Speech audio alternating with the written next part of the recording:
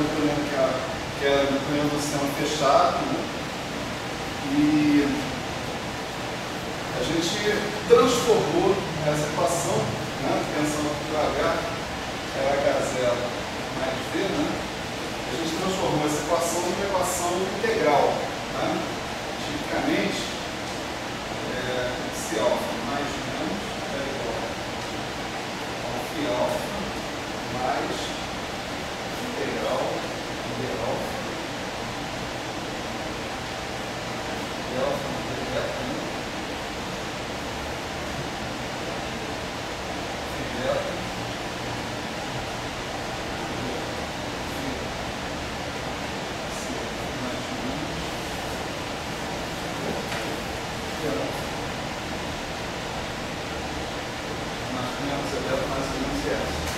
essas eram as equações que a gente chamou de equações de Liebig-Schwinger, né? Isso daqui e isso daqui, em tese, são a mesma coisa, né? Mas essa é uma forma, só anotar isso aqui, né?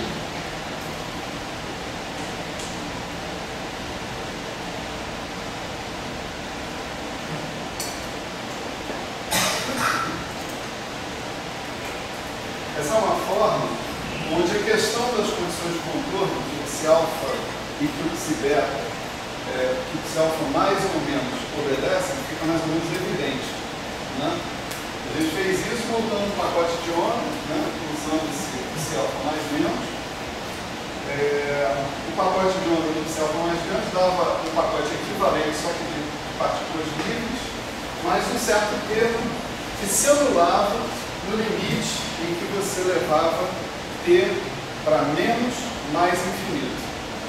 Tá certo? Se você montasse com psi mais, você tinha que mandar o T para menos infinito. Se você montasse com psi menos, você tinha que mandar o T para mais infinito.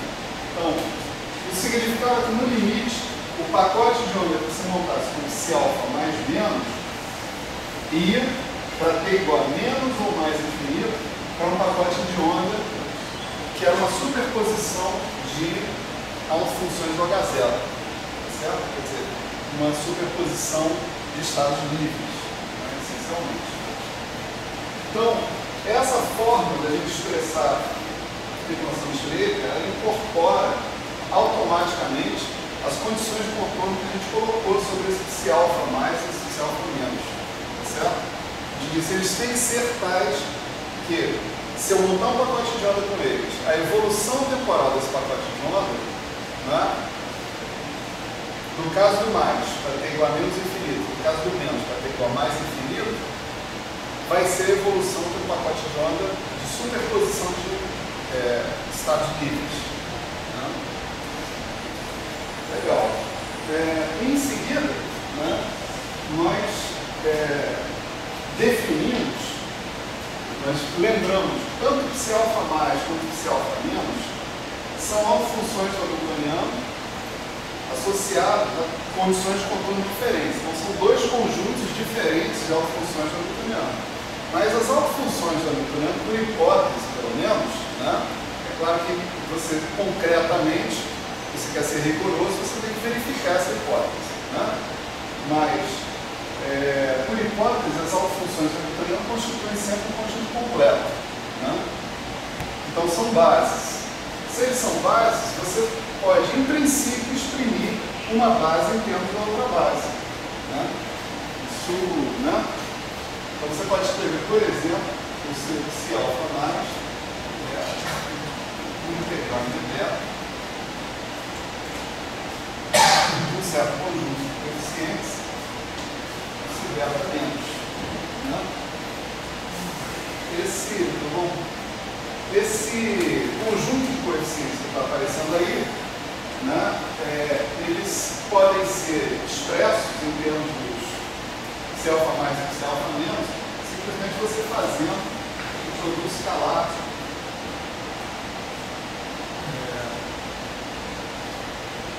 do psi alfa mais com um certo psi beta mais. Né? Menos. Então, isso daqui é integral de beta do S, beta alfa, né?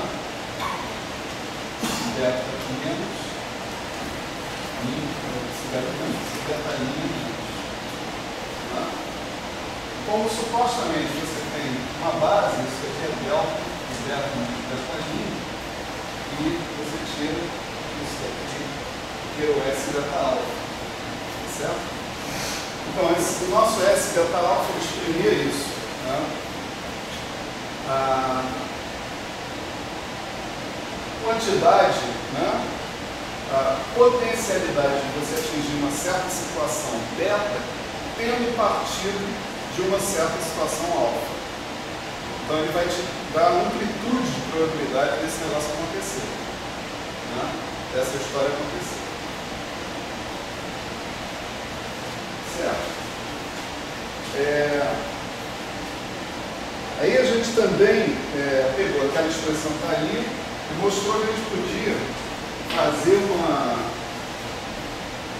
iteração, né, daquela forma e obter uma expansão em série do psi-alfa, mais ou menos, em termos de autoestado do H0, ou seja, de estados livres.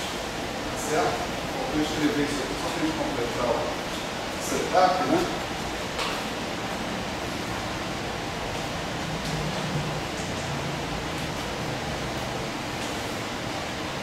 Certo? Os phi-alfa são os estados do H0. Né? H0, se a gente quiser, não relativisticamente falando, seria somatório dos PIs, né? PI ao quadrado sobre 2n. Né? Somatório de PI ao quadrado sobre 2n. Então é um conjunto de autofunções de partícula livre. Né? A gente então, substituindo essa fórmula dentro dela mesma, né, um número arbitrário de vezes, a gente encontra uma expressão do psi-alfa mais ou menos como uma série de potências, né, em termos do potencial do V, né, da newtoniana de interação. Se a newtoniana de interação for caracterizada por uma certa constante de acoplamento, digamos lambda, né, isso vira uma série de potências em lambda até a ordem que você decidir parar de fazer a brincadeira. Se ela converge, se ela não converge, são outros 500 cruzeiros. Né? Aí são diversas situações que você vai ter que considerar para ver a validade, né, dessas convergências ou não. A gente pode aparentemente mostrar que no caso relativístico essa série não converge, tá certo? E não deve convergir, realmente. Além disso. Ou seja, essa série, no caso relativista, ela serve como uma aproximação até certo ponto, né, do resultado final. Ela não só não converge, como não é sequer uma série assimptótica. Né? Então, o que você pode fazer é o seguinte: olha, eu tenho aqui uma aproximação do meu resultado. Então, vou usar isso aqui como uma aproximação e tudo bem. Né? Mas não posso sequer ter a pretensão de que aquilo ali represente, né, o resultado final que deveria obter se resolvesse exatamente a equação. No caso não relativista, eu não conheço as análises gerais sobre isso. Certo? Se converge, se não converge, em tal e qual situação, etc. No caso relativista, eu posso dizer para vocês, não converge. Enfim, isso não nos impede. Por exemplo, só um comentário, né? Isso não nos impede, por exemplo, no caso relativista, você usar, não vou dizer que seja essa série, mas um análogo, né, algo derivado dela, né, para calcular quantidades importantes na eletrodinâmica quântica. Né? Você consegue acordo com a experiência da ordem de 14 casas decimais. Né? Até o advento das medidas de resistibilidade feitas com auxílio do efeito Hall quântico, né? Você não tinha nenhuma previsão na física mais acurada, mais precisa do que essa. Certo? Quer dizer, essa questão da série convergir ou não, né, é um outro problema. O problema de você ter um bom instrumento de cálculo que te forneça dados próximos dos dados experimentais, isso essa série produz, de fato.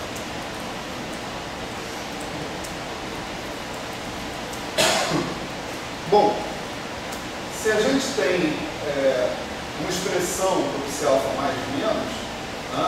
Vamos supor que a gente conhecesse o C alfa mais ou o C alfa menos, né? A gente pode escrever uma expressão para a matriz S, tá certo? Vamos ver como é que a gente faz isso, né? A gente vai fazer isso utilizando essa expressão que está aqui para o C alfa e essa expressão que está aqui para relacionar o C alfa mais com o C beta menos, certo? Então, vamos supor que eu pegue um monte de um pacote de onda com o C alfa mais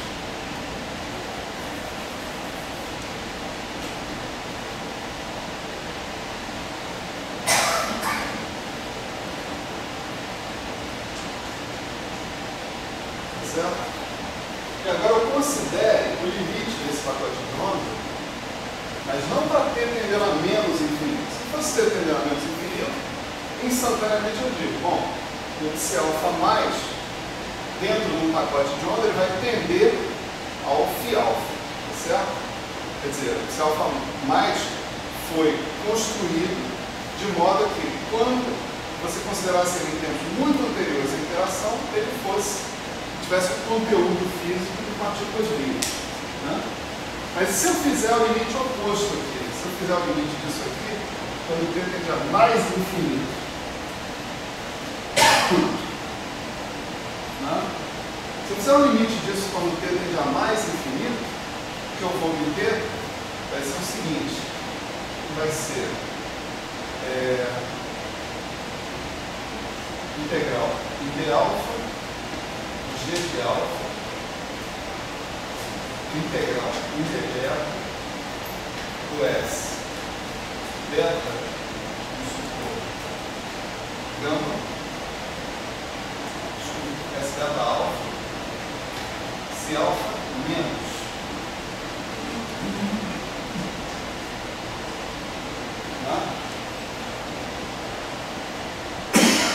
para fazer isso, eu utilizei a relação entre o C alfa mais e o C beta menos, né?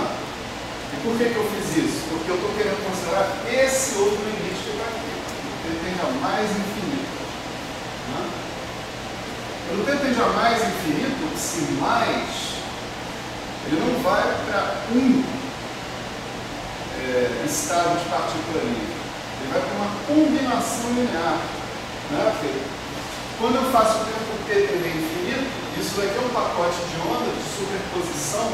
Você pegar, você pode dizer que integral de alfa g alfa S beta alfa é um certo g' beta, certo? Então você tem um g'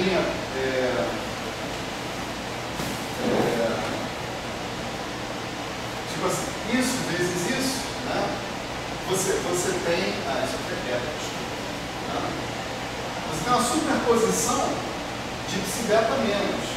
O que você sabe do comportamento assimptótico do psi beta menos é que esse cara, quando o t tende a mais infinito, tem que tender a partículas livres, né? A um estado livre. Então esse cara aqui, né? Vou colocar o negócio aqui igual, né? Isso aqui sim é uma tendência. Quando o t tende a mais infinito, isso dá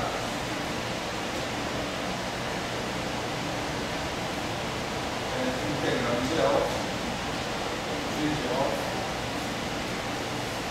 integral de beta, S beta alfa, beta.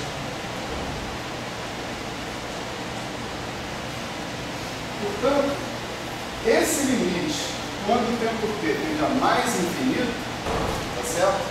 Do psi alfa mais, envolve os coeficientes da matriz S.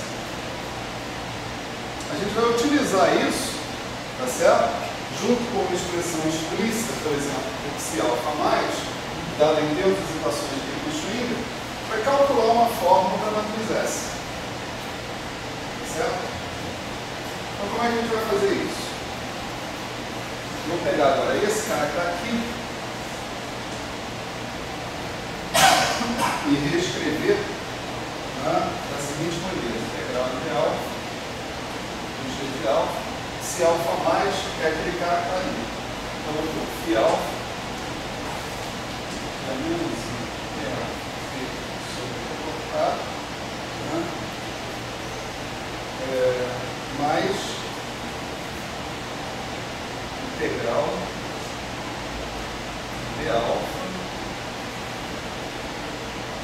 beta, G de alfa, exponencial de números I alfa sobre H, ok? E aquele fator todo está aí. Φ beta. Esse cara que está aqui a gente chamou de T beta alfa mais menos, né? Certo? Vamos escrever esse T beta alfa mais, né? A gente está falando do psi alfa mais, né? Então você vai ter T beta alfa mais tudo isso dividido por E alfa menos T beta mais I alfa. O tempo todo a gente está falando do mais, né? Quer dizer, a gente está pegando a solução que se reduz a partículas livres em T igual a menos infinito e está vendo o limite dessa solução em T igual a mais infinito. Poderia fazer essa conta ao contrário também. Podia pegar a solução que se reduz a partículas livres em T igual a mais infinito e ver qual seria o comportamento dela em T igual a menos infinito. As duas contas deveriam produzir resultados, né? Tipo assim, em termos de conta, quanto que a gente vai chegar, o resultado da conta que a gente vai chegar em termos da matriz S é mais ou menos o mesmo, né? Legal. Então, essa expressão aqui que a gente agora vai observar o cálculo dela para T tendendo a mais infinito. Certo? Mais infinito. Então, novamente, a gente vai apelar naquele truque, né? Para os vários truques que a gente apelou. O primeiro truque de todos é escrever o D alfa como D E alfa vezes D alfa limpo. Tá certo? A gente lembra que o E alfa é a energia total do estado alfa, né? Ele é a soma de P1 ao quadrado sobre 2n, mais P2 ao quadrado sobre 2n, e 2, né? E 1, e 2, e assim por diante. Né? Energia cinética, essencialmente, desses caras. Então, isso é uma função dos momentos. Você pode usar essa função de momento para eliminar um dos momentos, em função do E alfa e dos outros momentos que sobraram, certo? De modo que todo o teu, por exemplo, um certo G de alfa, né? Ele vai ser um G de D alfa e o resto das variáveis que eu estou chamando aqui de alfalinha. Nesse D alfalinha aparecem também os jacobianos que tiverem que aparecer, etc. Não é importante porque a gente vai voltar para a notação anterior, né? Daqui a pouquinho.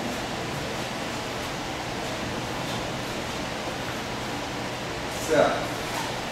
Então, esse, vamos dizer, é o truque 1, né? O truque 2 era o truque de pegar a nossa integração, que era do somatório das massas até infinito, e estender essa integração para ser uma integração de menos infinito. A razão da gente fazer isso é a hipótese que a gente está fazendo, tremendamente razoável, né? De que o G de alfa é centrado, né? Essencialmente num valor específico em torno dos valores que você atribuiu para os momentos de cada partícula que compõe o seu feixe, né? Original. Tá? Então você fala, a partícula 1 tem um momento T1 a menos de uma incerteza delta T1. A partícula 2 tem um momento T2 a menos de incerteza delta T2. Então o seu G de alfa, ele expressa exatamente isso, essa incerteza. A largura dessa distribuição tem a ver com essas incertezas. Né? Como essa largura a gente supõe que seja aceitavelmente pequena, né?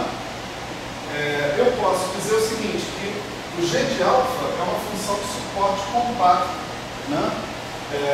Estabelecido na faixa de valores do E alfa, que é alfa maior que zero.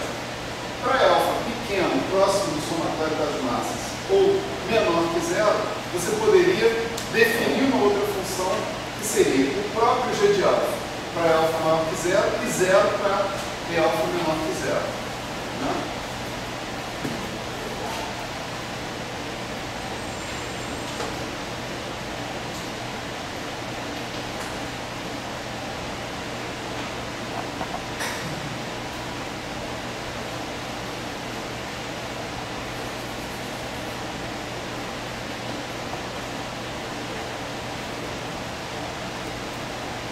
Isso você consegue se você tiver uma largura pequena dessa função g de alfa. Você garantir que você está um pouquinho para lá, pelo menos, que o seu g de alfa é tal que você está apreciavelmente distante do linear inferior do próximo. Isso é uma condição experimental que você pode efetuar. Né? Com isso, você, ao invés de integrar sobre g alfa, você integra sobre g barra de alfa. E a história interessante é que a sua integração agora pode ir de menos infinito a mais infinito. Né? Então, a nossa integração de menos infinito a mais infinito, novamente, pode ser mapeada numa integração sobre o plano complexo, E alfa complexo. Né? A estratégia é a eterna estratégia das variáveis complexas. Né?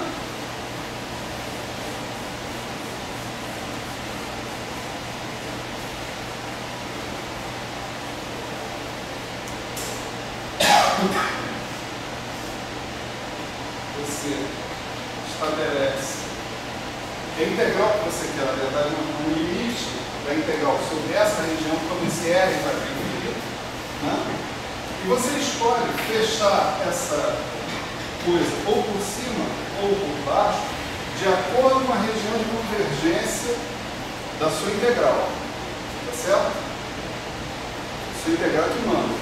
Né?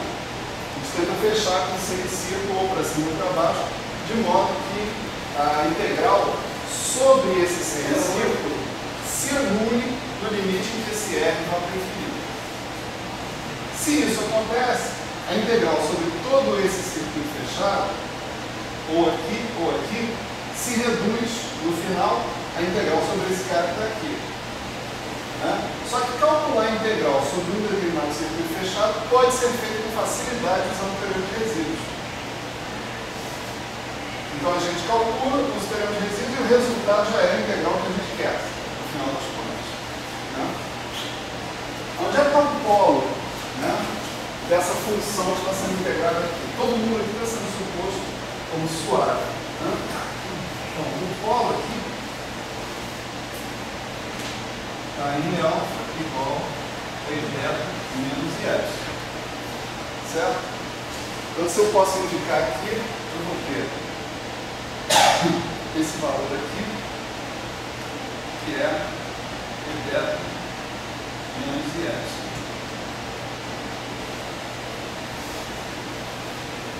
Certo? A minha exponencial, né, agora, ela é exponencial de um E alfa, que é um E alfa complexo, em geral. Então vai ter a parte real e vai ter a parte onde você tem uma componente imaginária do E alfa. Então você tem E alfa igual a real de alfa mais I imaginário de alfa. Né? Com aquele menos I você vai obter imaginário de alfa vezes T. Né?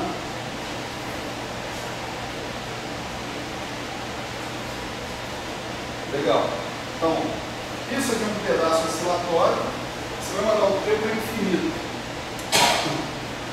Você manda o T para mais infinito, agora, se o imaginário de alfa for positivo, essa integral vai explodir aqui nesse semicírculo. Certo? Portanto, para que a integral convirja sobre o semicírculo, para que integrando vá para zero quando mandar o R para infinito, tá certo? Eu preciso considerar um contorno tal que o imaginário de alfa seja menor que zero. Portanto, nesse caso agora, nesse outro limite que eu estou tomando, eu fecho o meu contorno por baixo. Tá? Com um arco de semicírculo. Tá? Aqui é o sentido da minha integração, de menos R a R, depois de menos infinito, e, portanto, a integração tem que ser feita no sentido horário. Então, só recordando, na aula passada, a gente usou o mesmo truque limite do psi alfa mais quando o tempo t vai para menos infinito. Então, esse mesmo argumento mostrava para a gente que se o t vai para menos infinito, eu precisava de imaginário de alfa positivo. Portanto, eu fechava o contorno por cima. Tá certo? Quando eu fechava o contorno por cima, não tinha polo nenhum aqui, então a integral dava zero. E aí eu tinha um comportamento assintótico do psi alfa mais, que eu estava querendo saber. Agora eu estou fazendo outra coisa. Estou pegando psi alfa mais e considerando o limite quando o t vai para mais infinito. Não é para menos infinito, para mais infinito. Para mais infinito, eu inverto o raciocínio aqui e eu sou obrigado a fechar o contorno por baixo. Só que quando eu fecho por baixo, tem um polo aqui. Aí eu preciso usar o teorema de resíduos. Tá certo? Não é nada demais o teorema de resíduos. Né? O que diz o teorema de resíduos? Ele diz que essa integral, né? A integral que nós estamos fazendo é a integral sobre d alfa, certo? Essa integral se reduz a menos, porque o contorno está sendo fechado, percorrido no sentido horário. Né? O sinal de mais é quando o contorno é percorrido no sentido anti-horário. Né? Aquele contorno nosso ali está sendo percorrido no sentido horário. Né? Então é menos 2πi vezes a soma dos resíduos. O que é isso? Né? O resíduo é isso mesmo, é o coeficiente do polo. Né? Você tem uma função, essa função tem um polo, o coeficiente que está em cima do fator divergente é o resíduo. Então o nosso polo aqui é esse, é alfa menos e beta mais e epsilon. O coeficiente disso é pura e simplesmente isso daqui. E esse resíduo tem que ser calculado no polo. Tá certo? Ou seja, eu tenho que calcular o resíduo em E alfa igual a E beta menos E epsilon.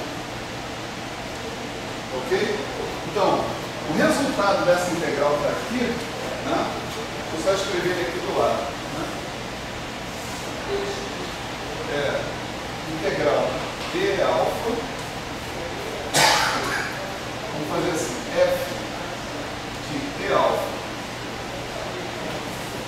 alfa min, estou derivando por f aquela função inteira, né? E eu estou explicitando aqui apenas o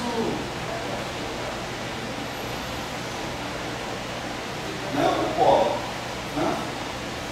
O resultado disso é pura e simplesmente menos 2πi, tá certo?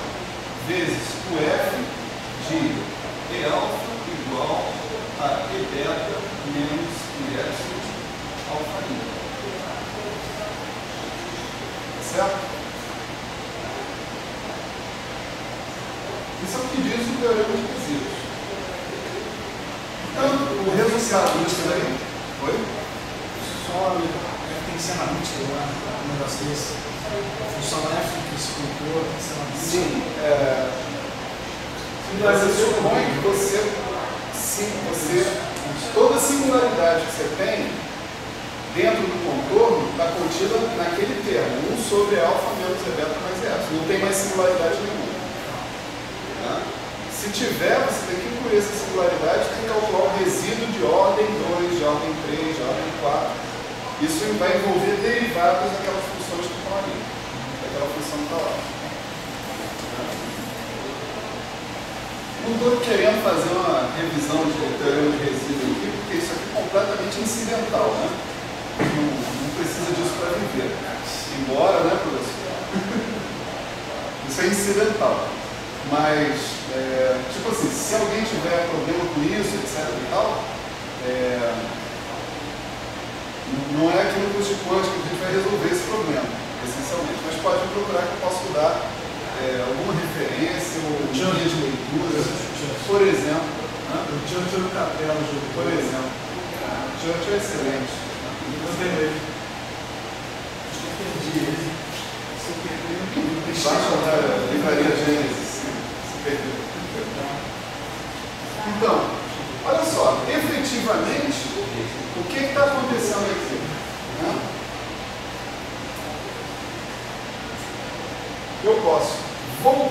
minha integral ser d e alfa, tá certo? Se eu enfiar uma delta nessa história, quer dizer, isso aqui é a mesma coisa que menos 2π integral de d alfa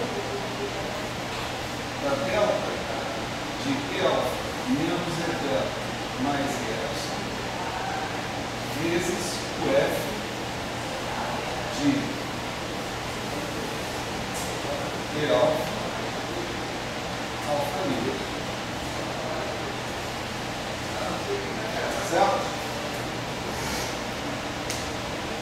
Então, na verdade, o resultado do teorema de resíduos foi substituir esse 1 sobre alfa menos e delta mais e epsilon por essa delta que está aqui.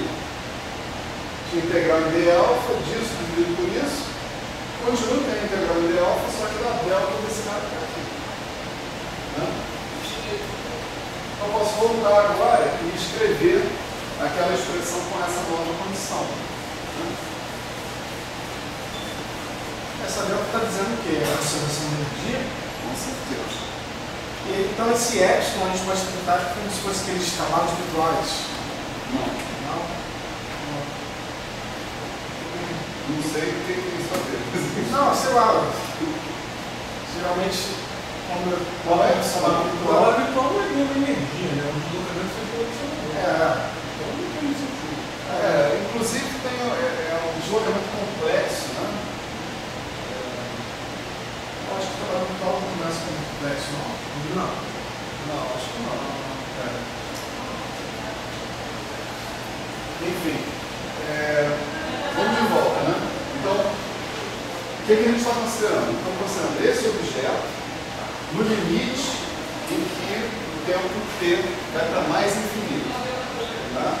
Então, o que a gente observou aqui, veja que nossa conta está sendo feita nesse limite. Por isso que nós estamos escolhendo o imaginário de alfa negativo. Certo? Para que eu tenha convergência sobre o cara lá. Né? Então, a nossa integral ideal, né? G de alfa, aquela expressão ali, integral em V beta, beta alfa, V beta,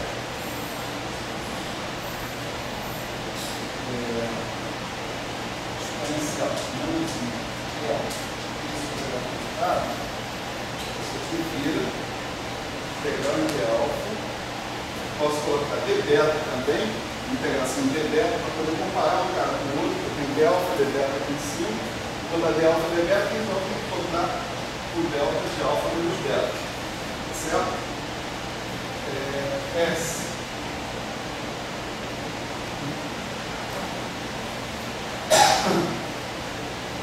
Desculpa, S não.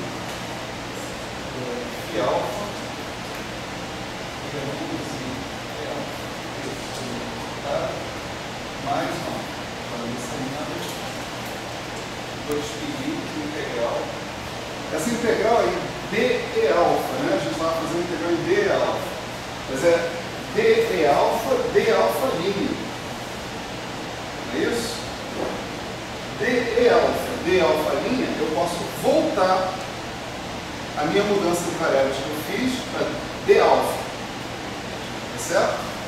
Isso aqui é d alfa. D alfa linha é d alfa. Eu recompus esses caras de novo. Então eu volto para d alfa, né? D beta,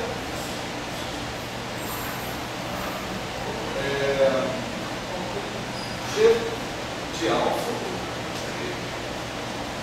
exponencial menos I de alfa, isso, tá? Phi beta,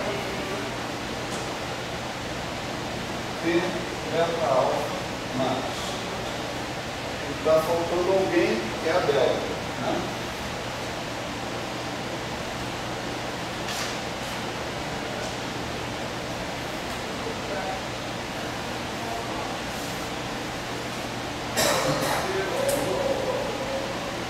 Certo?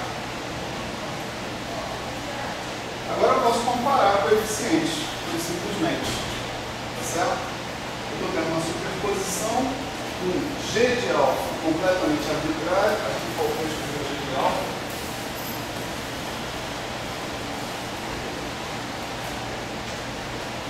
Tem uma superposição com G de alfa completamente arbitrário, tem um fator comum exponencial de menos I é alfa T, que vai cancelar em todos eles. Então esses coeficientes têm que ser iguais, tipicamente. O coeficiente de φ beta, eu vou transformar esse φ alfa aqui em φ beta, certo? Para a gente poder ter homogeneidade de notação. O coeficiente de φ beta é S beta alfa, desse lado da equação. O coeficiente de φ beta aqui e aqui vai ser delta alfa menos beta, né? E aqui vai ser menos 2πi, né? Delta de E alfa menos E beta mais E epsilon T beta alfa mais. Esse epsilon aí a gente pode jogar fora agora, que está dentro de uma delta, né? Ali a expressão que eu realmente preciso pressupõe que nós vamos jogar o epsilon para zero no final do processo. Tá certo? Aqui ele é completamente inofensivo, não faz mal nenhum ninguém. Posso jogar ele para zero. E como resultado,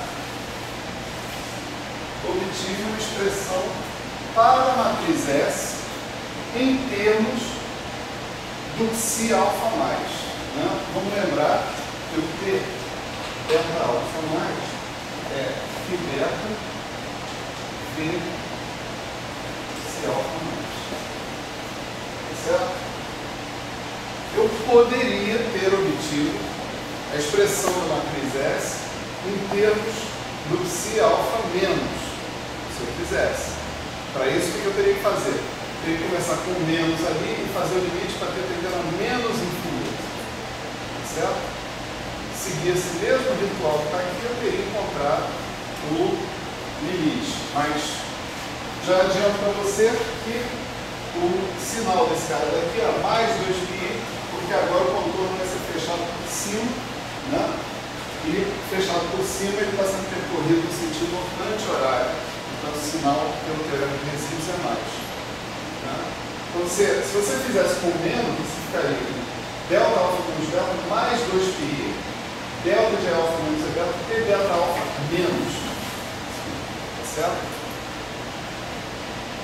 Essa é uma expressão concreta da matriz S em termos, né, dos seus estados in e out. Né? Se a gente quiser, eu posso generalizar a coisa, né? Isso aqui eu acabei de entender. Menos, mais,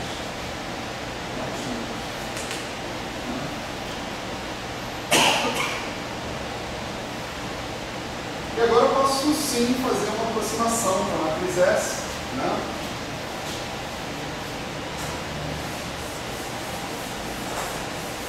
Que é uma fórmula extremamente útil, né? Para você calcular concretamente a matriz S de um problema de espalhamento em primeira ordem em teoria de perturbações. Né? O nosso T beta alfa mais envolve o psi alfa mais. Né? E o psi alfa mais, a primeira contribuição a ele é o φ alfa. Tá certo? Esse é o estado livre. Né? Então, T beta alfa mais é igual ao φ beta V φ alfa mais termos de ordem V ao quadrado. Eu escrevo V ao quadrado porque eu não disse que V tem uma constante de acoplamento. Se eu tivesse explicitado essa constante de acoplamento, seria lambda ao quadrado. Né? Esse objeto que está aqui está completamente ao alcance da gente calcular. Né? Se você conhece o potencial, o hamiltoniano de interação, essa base φ beta e φ alfa você conhece, é uma base de partículas livres, de ondas planas, se a gente quiser, tá certo? você pode calcular o elemento de matriz do potencial arbitrário que você tem. Né? Se você não puder, o computador calcula para você, não tem problema nenhum. Né? Você pode calcular o elemento de matriz do seu potencial entre uma base arbitrária de partículas livres, sem problema nenhum. Tá certo? Então isso aí está completamente ao nosso alcance. Isso aí a gente conhece. Né? E nesse caso, né, a matriz S vai ficar dada por isso aqui. Né?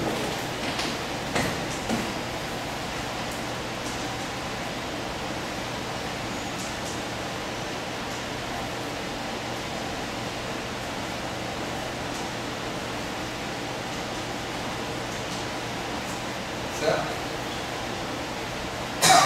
Isso não é uma expressão exata, é uma expressão aproximada, e isso sim é conhecido como aproximação de Born.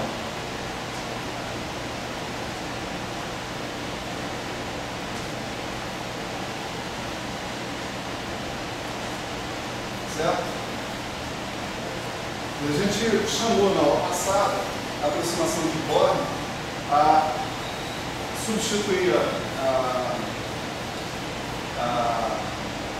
o psi alfa mais ou psi alfa menos pelo cara livre mais o termo de primeira ordem V. Né? Aqui nós também estamos substituindo pelo termo de primeira ordem V. Calculando a matriz S até o termo de primeira ordem V. Né? Então, tanto o que a gente fez na aula passada como esse, é isso que a gente está fazendo aqui, faz parte da mesma aproximação de Born. Certo? A aproximação de Born é essencialmente isso, calcular em primeira ordem a constante de complemento. Certo? O que você está fazendo. Então, não tem mais desculpa, tá certo? Se o problema é calcular a matriz S, isso aqui permite que você calcule. Dá em um V e eu dar-te-ei uma matriz S, pelo menos aproximadamente. Não tem nada de esotérico na matriz S. Aqui. Isso aqui é uma fórmula concreta de cálculo. Tá?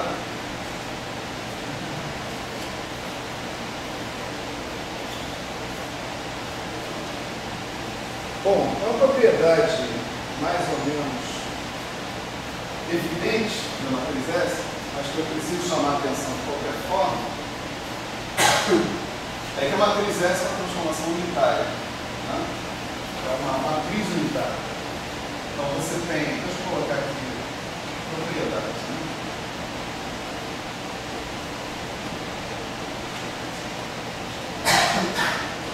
Você tem a expressão lá para a matriz S, que é o psi alfa mais igual integral de beta, S beta alfa, psi beta menos. Você simplesmente calcular, né, produto escalar, né, desse cara com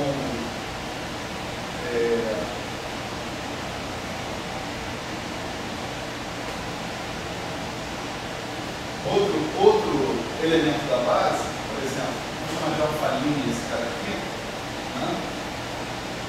Quando você calcula se alfa mais, se alfalinha mais, tá certo?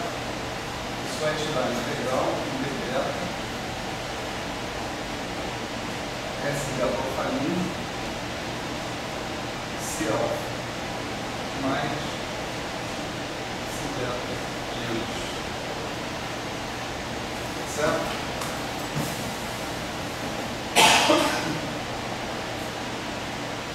Bom, isso aqui tem que ser delta e alfa menos alfalinha, porque isso é uma base e é uma base ortonormal de hipótese, né? Mesmo que seja ortonormal no sentido generalizado. O que a gente chamou de matriz S, né, era se beta menos, se alfa mais. É o S beta alfa. Né? Então, esse objeto que está aparecendo aqui é o S beta alfa estrela. Certo? Então, o que a gente está obtendo é isso aqui. Isso é integral em d beta S beta alfa linha, S beta alfa estrela. Certo?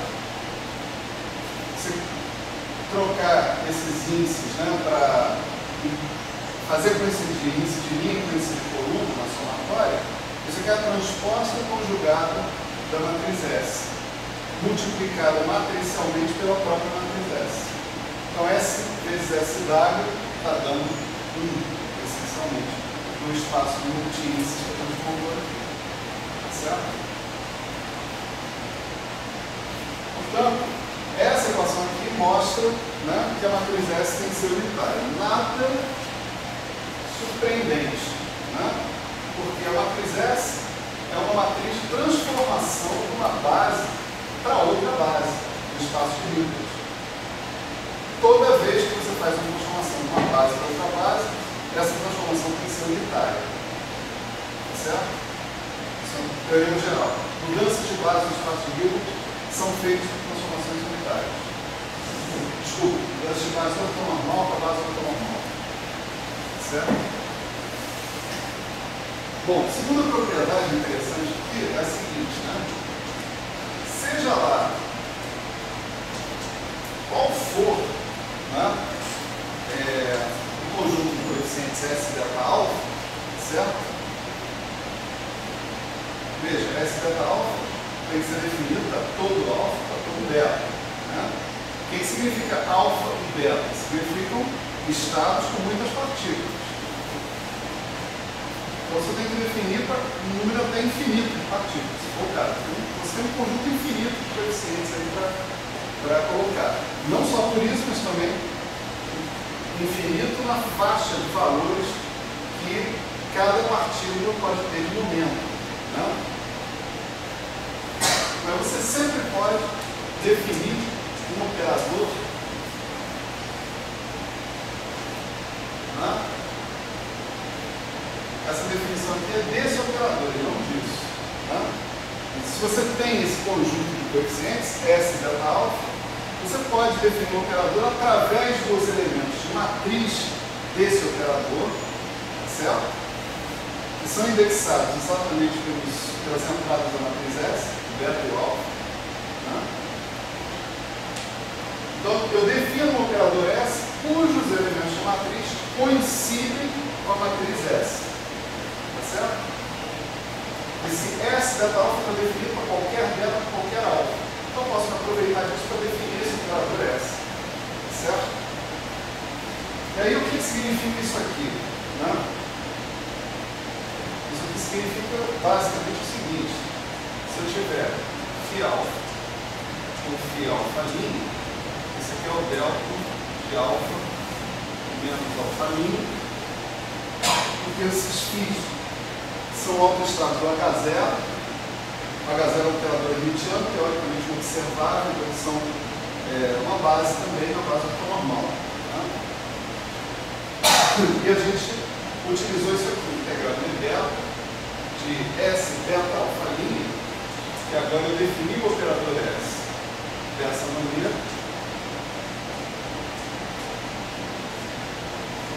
S beta alfa linha e o S beta alfa estrela. Né? O S beta alfa é φ beta, S, φ alfa, tudo isso aqui estrela. Né?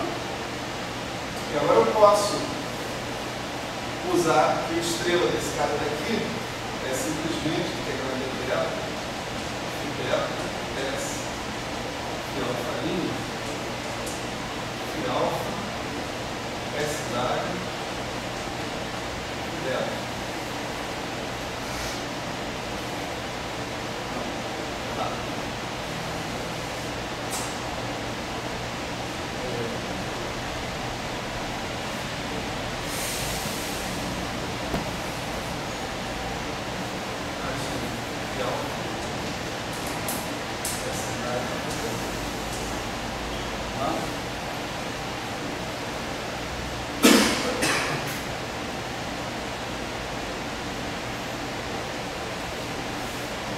Veja que aqui nós estamos com um projetor, né?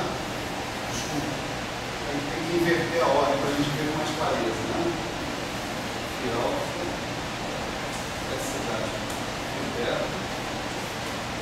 S e alfa I.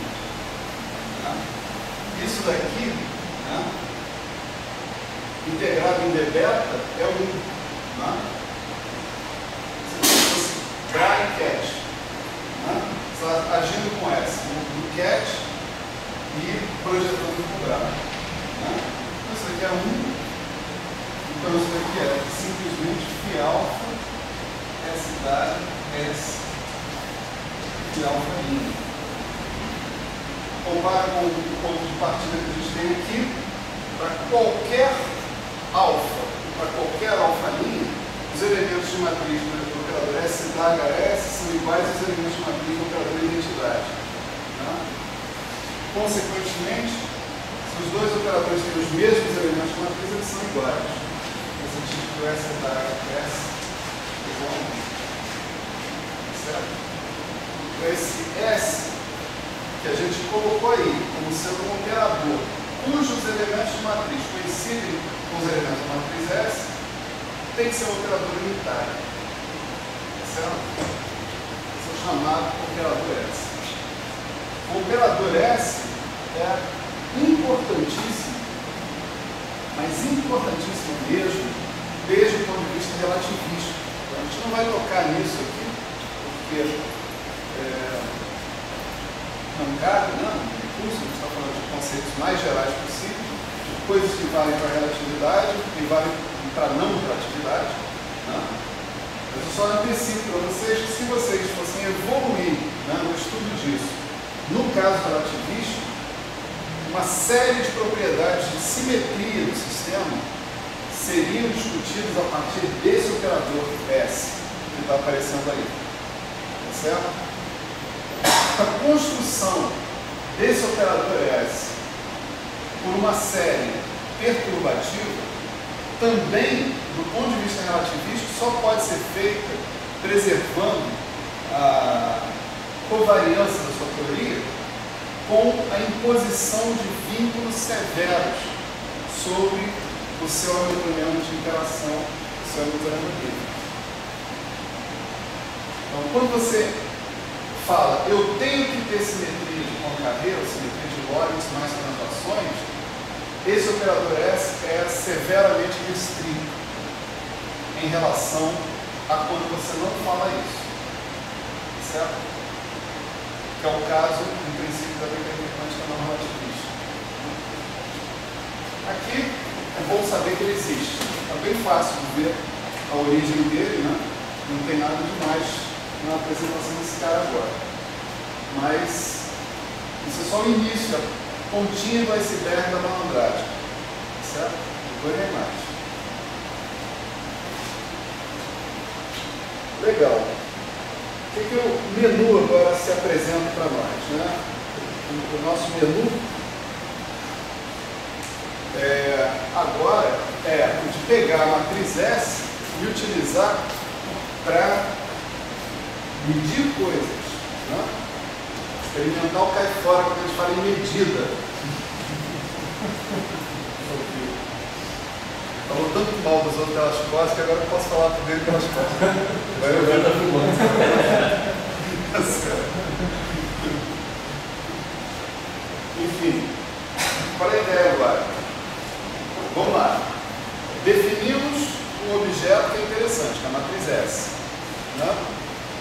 Definimos uma forma de calcular, né, concreta. Por exemplo, se eu tiver uma aproximação para o psi alfa mais, tá certo? Eu vou ter uma aproximação para o P beta alfa mais. Essa aproximação para o psi alfa mais a gente viu na aula passada, tá certo? Até a ordem que eu quiser em teoria de perturbações. Então eu posso substituir essa aproximação para o psi alfa mais. Dentro dessa fórmula, eu tenho a aproximação correspondente para a matriz S. Né? Então, eu tenho um esquema de cálculo da matriz S, bem azeitado, até a ordem que eu tiver afim, sem problema nenhum. Certo? Definir a matriz S como sendo uma amplitude de probabilidade de você sair da situação alfa e chegar na situação beta, né? Falando, né, simplificadamente. Né? Agora só me resta dizer o seguinte, como é que eu meço, né? Quais são as quantidades relevantes para serem medidas, né? Nessa história de sair da configuração alfa e chegar na configuração beta. Como é que eu meço essas coisas? Né? Essa frase que você falou aí, pelo menos eu posso estar enganado, mas faz lembrar eu a integral de trajetória que o senhor definiu lá no começo do curso. E essa seria uma... Existe uma representação assim no Matriz, né? De integral de trajetória? Pode-se dizer que sim. É justamente a fórmula LSZ. Né? Ela vai representar a integral de trajetória, a matriz S, em termos de funções de Green, e as funções de Green, por sua vez, elas são representadas em termos de integral de trajetória. Né? Se não me engano, o livro do Hatfield, aquele que eu passei no capítulo para vocês, né, quando ele fala em matriz S, ele já exibe uma representação funcional da matriz S, direto. Certo? É uma prescrição para você calcular a matriz S a partir da integral funcional, diretamente. Não tem maiores dificuldades. De qualquer forma, isso é muito fácil da gente ver, quer dizer, muito fácil depois que tiver a LSZ, a edição. Né? Porque calcular a matriz S é equivalente a calcular funções de Green. E as funções de Green são calculadas via integral funcional. Podem ser calculadas via integral funcional. Então, a integral funcional está até o pescoço aí, sem problema nenhum. Mas você pode esquecer a integral funcional também. Né? Essa conta aqui, ninguém falou em integral funcional. Certo? Tudo que você precisa é calcular um elemento de matriz. Por exemplo, a aproximação de borda. O problema é calcular isso. Quer calcular pela integral funcional, por outro meio, certamente outros meios são mais simples, eu acho, até, né? Para calcular esse cara que está aí. A integral funcional aí pode ser um canhão de matar um mosquito. A definição do próprio S, daquele jeito ali, já mostra que o fluxo de ganho. Que jeito? Desse jeito ali. Sinais de alfa e uma integral de beta, S de beta alfa, não usa a propriedade. Aqui, né? Ele já dá tudo isso. Porque você está levando uma situação num tempo, né? Quer dizer, isso é tudo entre aspas, isso, né? Aqui. Você está levando uma situação num tempo anterior para uma situação num tempo posterior. E ele é o núcleo da Mas o que nós estamos chamando, o que eu estou chamando de função de Green aqui, é um negócio com significado muito mais específico, preciso. Aquilo também não cabe a gente entrar nisso agora. Não é matemático, não? Hein? E significado não é matemático normal? O que você conhece como função de Green, posso estar errado, né? Eu acho assim, a que você está se referindo como função de Green é um cara que é um kernel, um operador. Né? Eu aplico o operador esse cara da delta, inversa do operador. Não necessariamente as funções de Green da teoria de espalhamento são kernels de operadores. Se são esses operadores, até onde eu sei, não é tão relevante assim você saber de quem que elas são kernels. Entende? Não é tão importante. Eu digo assim, não é tão importante porque eu nunca vi. Eu estou me usando como critério de importância, que é ser perigoso. Né? Mas, tipo assim, se existe uma discussão sobre isso, eu nunca soube, né, da existência dela. Né? Então, essas funções de Green que elas aparecem, você poderia chamar de funções de Green generalizadas, porque quando são funções de n pontos, ou de n mais n pontos. Se você tem n partículas no estado inicial e n no estado final, você tem a função dependente de x1, x2 até xn mais n. Tá certo? Essa é a função de Green relevante. A função de 2 pontos, né? Ou seja, uma partícula no estado inicial e a mesma no estado final, né? Alguma coisa assim, a função de 2 pontos, ela é um kernel. Ela é o inverso do operador que aparece no termo cinético da sua teoria. Então, ela é uma função de Green no sentido estrito, né, que a gente conhece. A função de 3, de 4, de 5, de 6 pontos, eu não sei. Eu nunca vi um operador do qual ela seja o que é. Não sei se existe. Então você pode chamar de funções de Green generalizadas, talvez, né? Uma coisa desse tipo. Mas ninguém usa o termo generalizado. Funções de Green.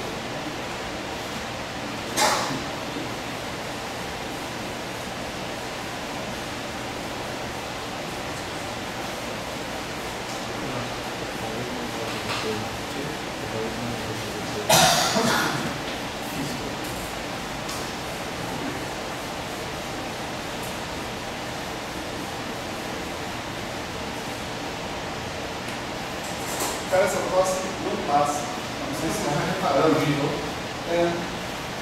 Acabei de me tocar disso. 10 horas de aula por semana.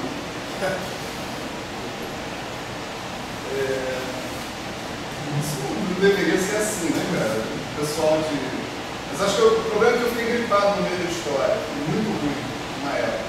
Aí depois eu consegui sarar completamente mais. Ainda bem que está acabando o semestre, cara. Segura. Eu estou de saco cheio de possível, mas não é nada.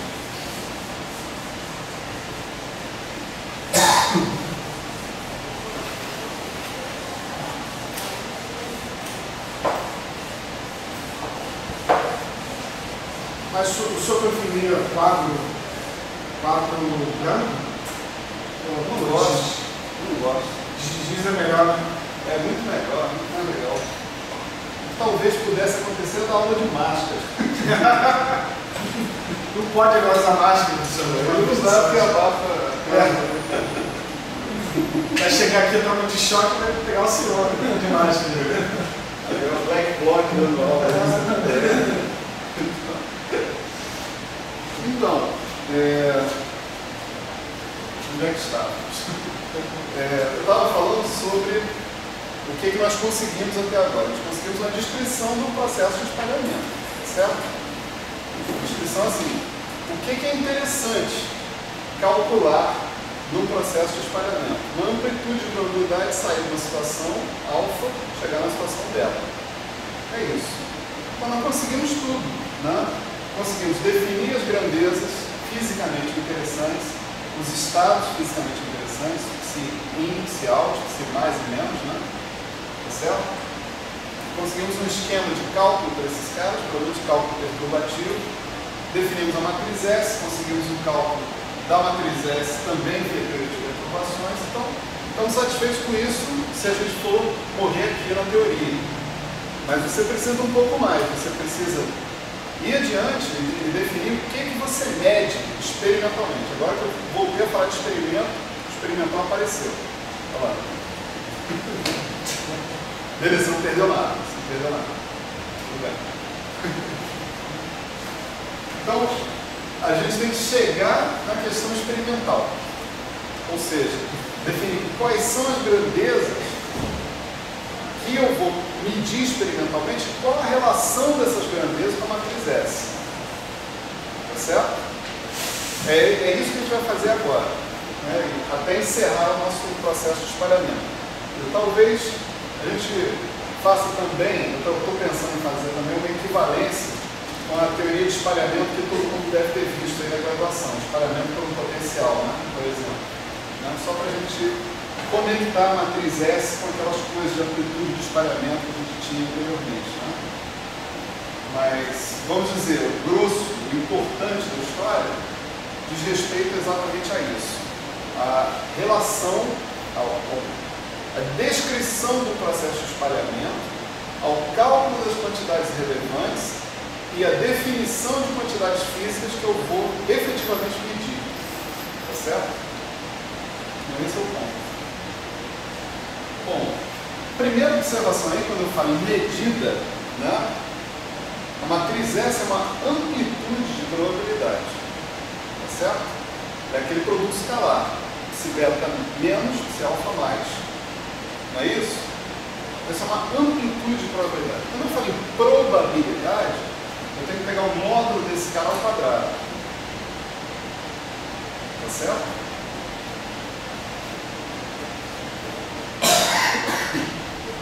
Mas pegar o módulo desse cara ao quadrado é meio problemático. Só para começar, né, a gente tem uma delta de energia ali. Delta de E beta menos E alfa. Né? Se você falar módulo de S beta alfa ao quadrado, né, você vai ter delta de E beta menos E alfa ao quadrado vezes alguma outra coisa, que supostamente pode ou não envolver deltas, etc. Né? A dificuldade é a seguinte: o que é essa droga de delta beta menos alfa ao quadrado? Delta de E beta menos E alfa ao quadrado. Não sei, ninguém sabe. Os matemáticos não sabem também. Tá certo? Isso é um produto de deltas, um produto de distribuições, não é uma quantidade bem definida em geral. Tá certo? Então você precisa cuidar disso. Como é que você cuida disso? Vamos dar a primeira resposta teórica. Né? Pelo menos a resposta mais teórica. A resposta mais teórica é eu não cuido disso, porque essa resposta que a matriz S dá é a uma pergunta que não tem sentido físico. Tá certo? A pergunta não tem sentido físico. A pergunta é, vamos dizer, o que é a matriz S? Né? Nua e crua. Né? A probabilidade de eu achar o estado psi delta menos dentro do estado psi alfa mais. Né? Mas o que eu quero dizer com isso? Quero dizer que eu conheço precisamente o estado psi alfa mais. E também conheço precisamente o estado psi beta menos. Só que eu não conheço. Esses estados não são estados físicos. A gente chamou atenção para isso. Né? Eles não são normalizáveis. Né? Então, eu preciso montar pacotes de onda. Esses sim é que são estados físicos. Então, o objeto que eu tenho que calcular o módulo ao quadrado não é esse cara que está aí. É, na verdade, uma coisa desse tipo.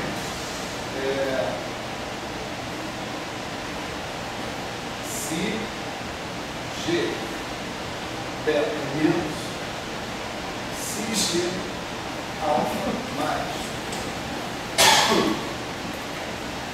onde esse G que está aqui bom, deixa eu ser impreciso nesse caso, vou chamar de H. Né? Esse H, essa função, isso aqui é um pacote de ondas, psi-G. Né? Vamos lá, psi-G mais ou menos G alfa, integral, G alfa, G de alfa, psi alfa mais, menos, exponencial de menos I, não precisa nesse cara aqui. Esse G de alfa é um cara. Esse G de alfa-linha é um cara que está centrado, né, com uma certa incerteza sobre o valor alfa. Tá certo? Eu tenho uma certa largura, eu tenho uma incerteza no conhecimento dos momentos de cada uma das minhas partículas, das questões todas. Se eu calculasse esse objeto, que é sim um objeto fisicamente relevante, tá certo? Eu não teria que me preocupar com esse problema de normalização. O módulo ao quadrado desse cara. Porque é só você calcular, você vai ver que você tem um módulo ao quadrado, um produto de integrais. Nunca você vai, quer dizer, você vai coincidir, mas ali você tem deltas de argumentos diferentes. Não vai dar problema matemático nenhum. Então, se você realmente apelar para o problema físico, tá certo? Falar, não, eu quero trabalhar com quantidades fisicamente bem definidas, quantidades que representem situações físicas reais. Eu não vou ter o problema da delta de Dirac ao quadrado. Certo? Só que trabalhar desse jeito é muito mais chato, muito mais enrolado do ponto de vista matemático. Né? Então a gente dá a nossa, né, sambadinha, do Rubinho Barrichello. Né? E o seguinte, qual é o problema aí? O problema é porque essas quantidades que definem a situação alfa, a situação beta, são quantidades que contêm índices contínuos. P1, P2, P3, P4, momento. Né? Então, uma boa situação seria se esses índices não fossem contínuos, mas fossem discretos. Nesse caso, tudo quanto é delta, né, de coisas contínuas, delta de Dirac, eu espero, eu imagino que virariam deltas de Kronecker. Deltas que não fazem mal a ninguém. Tá certo? Mas como que eu transformo um momento contínuo num momento discreto? E, portanto, como é que eu transformo a função de onda que não é normalizável, não é normalizável, numa função de onda normalizável e a normalizo? Como é que eu faço isso?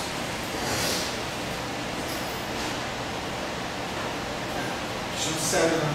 Eu acho uma série de funções que vai convergir nela. Não é assim não. Parece que é só enrolar bem. Eu disse, cara, porque vai apanhar. Um dia eu plano. Vamos lá. Deixa eu ver e falar, você não me representa. Isso que ele está dizendo. Bom, o professor pede desenrolado, mas enfim, vou lembrar um negócio para vocês. Quando a gente pega uma partícula livre, né, coloca essa partícula dentro de uma caixa, né, o que acontece com o momento dessa partícula? Ele fica limitado pelo MPL, né? MPL, MYPL e MZPL. Isso. Aí você tem a condensação de energia, que vai dar naquela equação de Helmholtz. Exatamente. Quer dizer, o fato de você pegar e dizer que o conjunto de posições possíveis que a partícula pode assumir é um conjunto limitado, só isso, né, faz com que o momento deixe de ser uma variável contínua e passe a ser uma variável discreta. Tá certo? Você faz o limite do L que ele fluida, você tem mais. Você volta a ter os momentos contínuos. Tá? Então, isso daí é um fato geral da teoria de equações diferenciais. Né? Vamos dizer assim. Você pega um operador. Né? Se esse operador estiver definido sobre um domínio, né, infinito, outras pessoas diriam, né, mais erudido na matemática, não compacto, se tiver um operador definido sobre um domínio não compacto, ele, em princípio, pode ter um espectro que é contínuo. Mas se o domínio de definição do seu operador for compacto, o espectro do seu operador vai ser discreto. Tá certo? Do que a gente está falando aqui do operador de momento, né, da mecânica quântica. E ele, em princípio, é definido sobre a reta real, né, cada uma das componentes dele, ou sobre a R3, se você pegar as três componentes. Né. Quando você restringe esse R3 a uma caixa, né, o operador de momento obedece ao que qualquer operador, tá certo, vai obedecer. Ele vai deixar de ter autovalores contínuos e passar a ter autovalores discretos. Tá certo? Então, uma solução para o nosso dilema seria fazer o seguinte, seria considerar o sistema efetivamente numa caixa. Tá certo? Isso não é nem tão problemático do ponto de vista físico, assim. Porque toda e qualquer experiência que a gente faz está sempre limitada a uma certa região, né, do espaço. E se bobear do tempo também, né? A gente não faz experiência com tempo infinito, né? Mas, a menos uma experiência de espalhamento que a gente considera T tendendo a menos infinito, T tendendo a mais infinito, né? Mas esse T tendendo a menos infinito e mais infinito, a gente entende bem o que é, né? A gente está falando muito antes da interação acontecer, muito depois da interação acontecer. Então, até isso pode ser simulado por uma caixa temporal, né? Então, uma maneira da gente pegar e transformar esses problemas, né, em problemas tratáveis do ponto de vista matemático é considerar que, efetivamente, a nossa descrição do problema físico está sendo dada dentro de uma caixa. No final das nossas considerações, a gente pega essa caixa e manda as paredes dela para o infinito, sem problema nenhum. Mas aí a gente já tratou todas as possíveis singularidades que eventualmente possam aparecer, né? Então vamos usar essa estratégia. Essa é uma estratégia que é mais física, em contraste com essa outra que está aqui, que é a correta, tudo bem com ela, etc. e tal, mas é uma estratégia matemática, certo? Uma estratégia mais física é põe o sistema numa caixa, porque de fato, praticamente todos os sistemas que a gente pode imaginar estão numa caixa, né? E depois eu tiro a caixa da jogada, no final das contas, tá certo?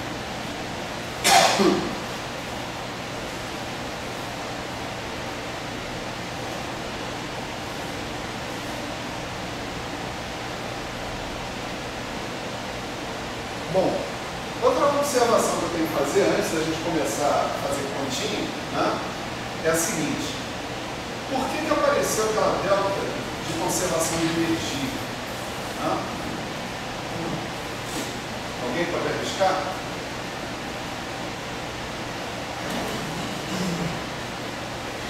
De certa maneira está relacionado já com coisas que a gente já estudou aqui nesse curso, tá certo?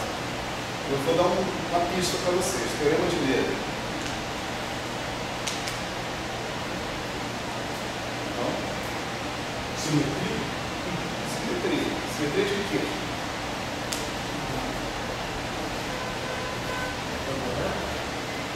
Tem uma simetria que leva à conservação da energia. Tem variância por translações temporais. Exatamente. Variância por translações temporais leva à conservação da energia.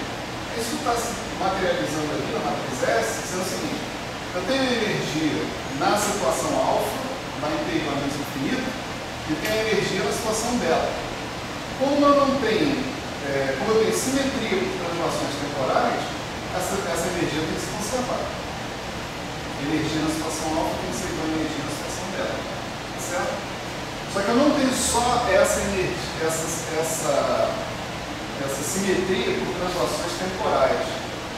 Essa simetria só ficou manifesta porque a gente está trabalhando com o Hamiltoniano o tempo todo. O Hamiltoniano puxa a energia para a gente, né? As equações de Newton-Schwinger envolvem Hamiltoniano livre, potencial, essas coisas todas, né? Eu tenho também, em princípio, simetria por translações espaciais. Tá certo? Eu também simetria por translações espaciais. Então, eu poderia pensar, né, que aquela expressão que eu escrevi para a matriz S,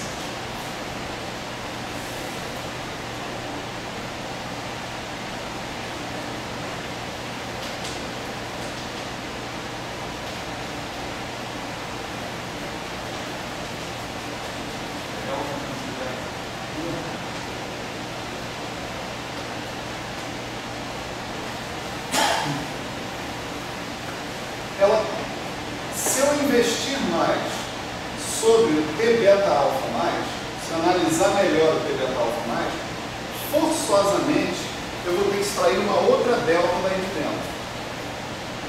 Né? Se eu vou ter simetria por translações espaciais também, não só temporais, né?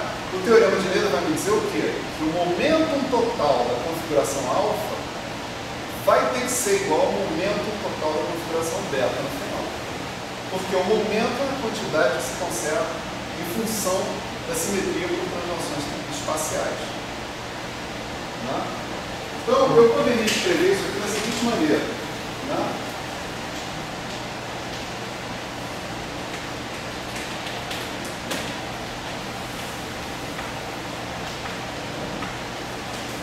E no lugar de t beta alfa mais, eu posso escrever o seguinte: uma função que é delta, t beta, que é alfa menos t beta,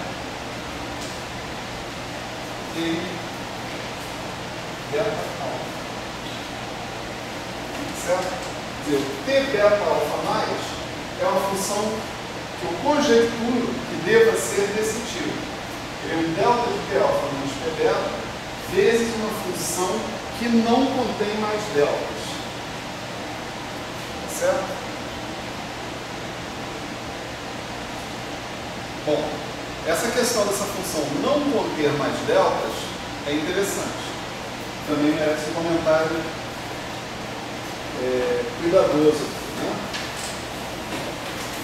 O que significaria se aquele m beta alfa contivesse, por exemplo, subdeltas de conservação? Então, eu estou dizendo assim, supor que você tem um processo,